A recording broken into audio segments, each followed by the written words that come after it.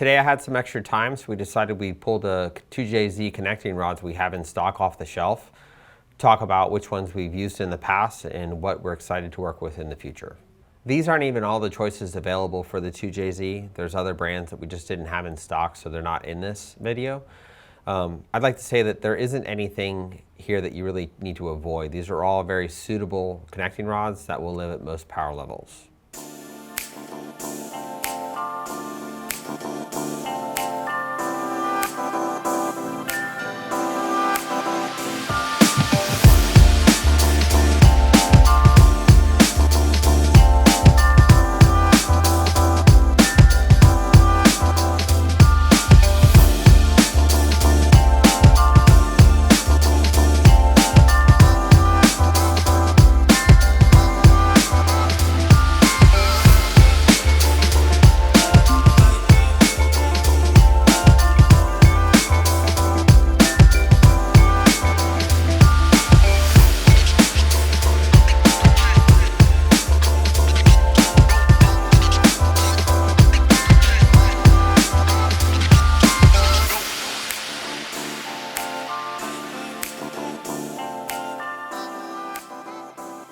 So I have the rods on the table in no particular order.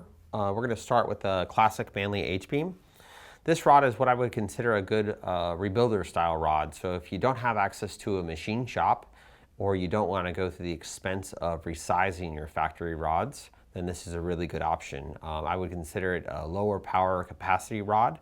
But if you look at the expense it takes to resize the big end of the rod on the factory rod and rebush a rod, you get to the point where with time and money, these rebuilder style rods make a lot of sense to me.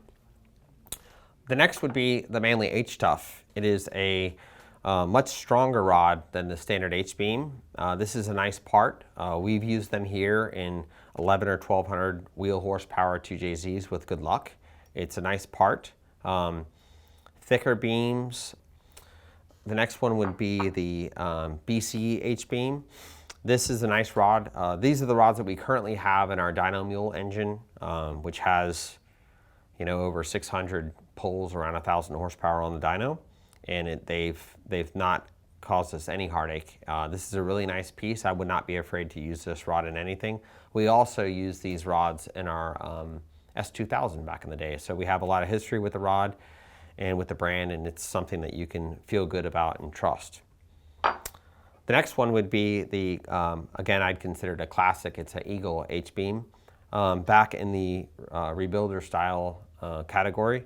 So if you don't have access to a machine shop and you're looking for a budget-friendly rod that doesn't need to handle crazy power, this is a good option.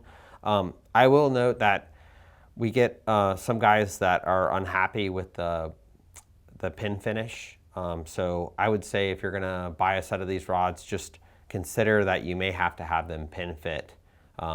But your pin fit should be checked on any rod regardless, because it's just part of the blueprinting process. The next rod is new to me.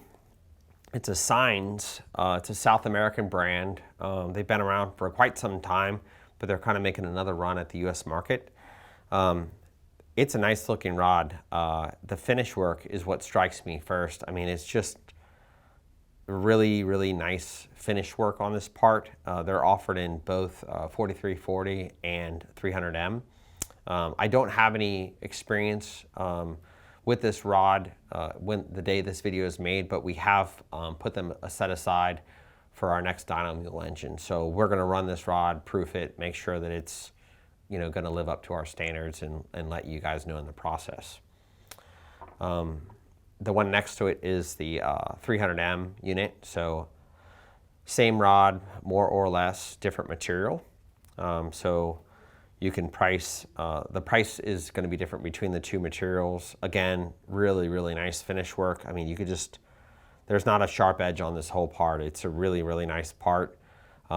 They've got a little extra time in the radius at the pin. So you won't have to worry about any hand finishing there. Nice part for sure. Then we have the Wiseco boost line. This rod I saw at PRI a couple years ago, and I was excited about it. It kind of catches your eye because visually it has a look to it that's very different than what we'd seen before. There were some rods years and years ago that looked similar to this, but it's been so long I don't even remember the brand. We did wait quite some time to get a set in. Early on it looked like there were some availability problems, but this rod is really built stout. It's got really slow radiuses going up into the pin boss. It's a bulky, heavy duty part. I mean, I don't know that this and the other I-beams, I'd say really, really hard to tear these parts up. So next we have the Manley Tri-Beam. This is the replacement to the Turbo Tough. It's just a revised Turbo Tough. They've changed some ribbing on it. We've gone a long way with the Turbo Tough rod. It's been the staple, long-standing reputation of being an extremely strong part that is extremely durable. I have not seen anyone break one of these rods outside of someone that killed the rod bearing, which isn't the rod's fault, and then consequently broke the rod. But that can happen with any of these parts. So if you have a rod that's busted and there's a lot of dark discoloration, it lost the bearing first. But we use these in our RS1600. Gio has had a set in most of the Supras that he's built and raced, and again, staple part in the community, hard to go wrong, really strong, really nice component. The next is another newcomer. This is the Brian Crower I-beam. I knew that these were coming to market for some time. I would say that it would be as of the same quality as all the BC stuff, something you can count on. A little bit different approach around the pin boss. And I understand why. As the piston changed direction, there's stress down the part, and I see they've kind of got this teardrop. It almost looks like a cam lobe around the pin boss. So again, strong part, something you can rely on. One of the neat things about either the Turbo Tough Tri-Beam or the BC I-beam is if you're using a 2JZ stroker, the shape of the rod over the wider H-beams, you won't have to notch the block, which is additional labor. So if you spend a little bit more on an I-beam, you may save that money in machine time. So the next is another BC H-beam, except this one is in Honda Journal. So if you buy a Brian Crower 90mm stroke or the 96mm stroke, or you've turned your stock crank down to Honda Journal for an offset grind to create kind of a budget 3-2, this is a great resource connecting rod.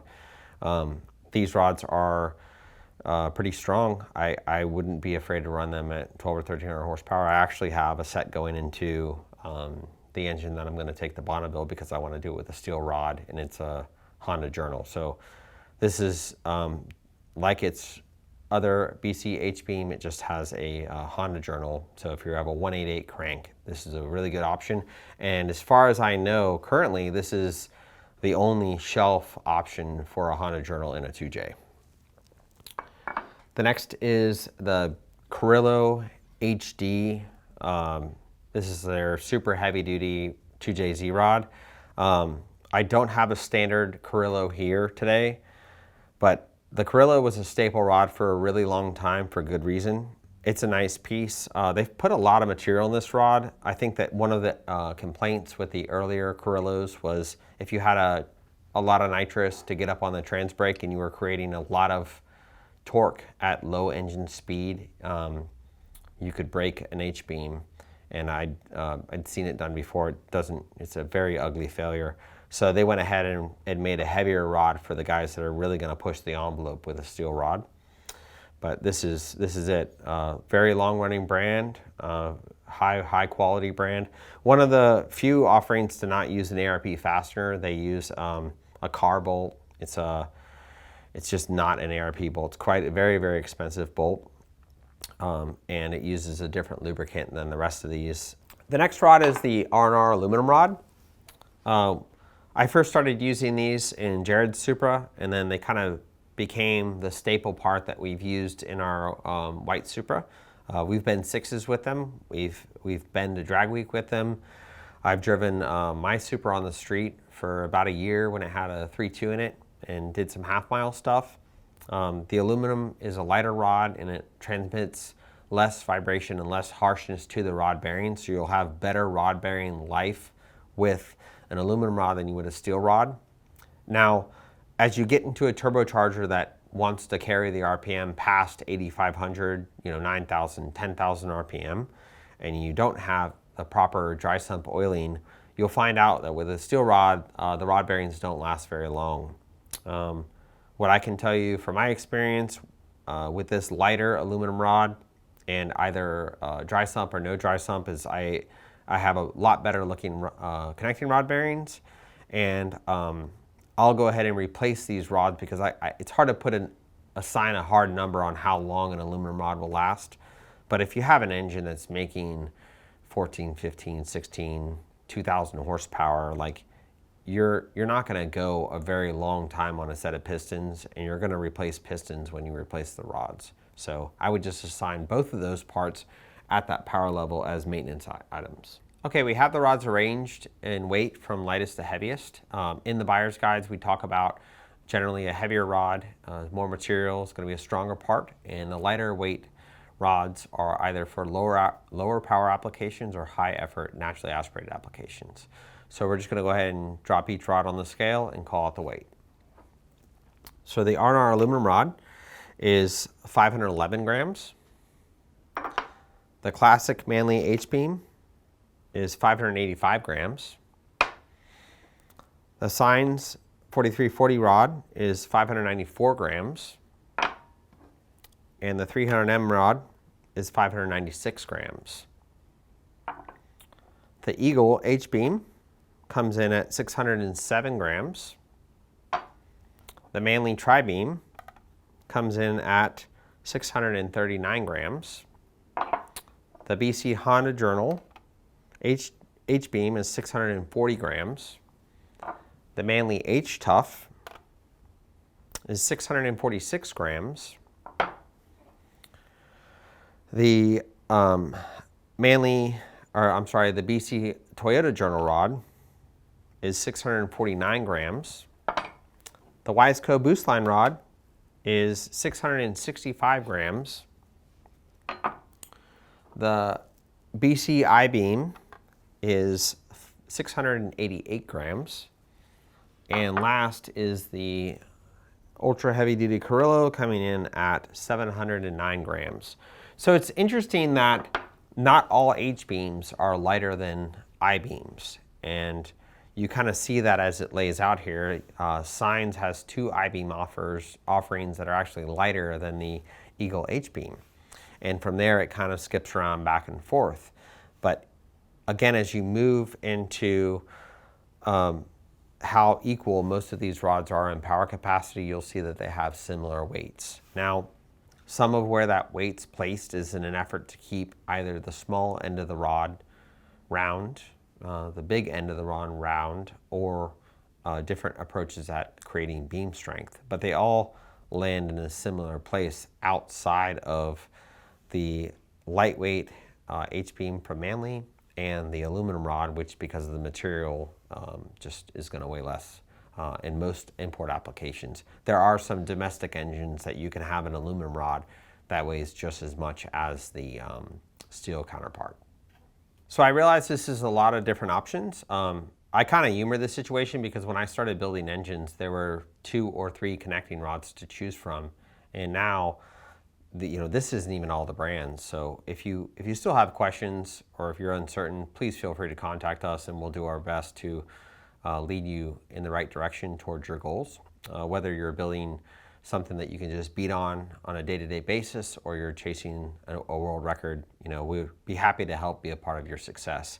And I look forward to using some of the brands that I haven't used yet and proofing these parts and sharing that information with you as time progresses. I'm going to go ahead and pack these back up and put them on a shelf. To humor the situation, we're going to put $100 in one of these sets of connecting rods. If you end up with this $100 bill, why don't you shoot me an email and let me know what you're building. It's jay@realstreetperformance.com. Thanks and have a good day.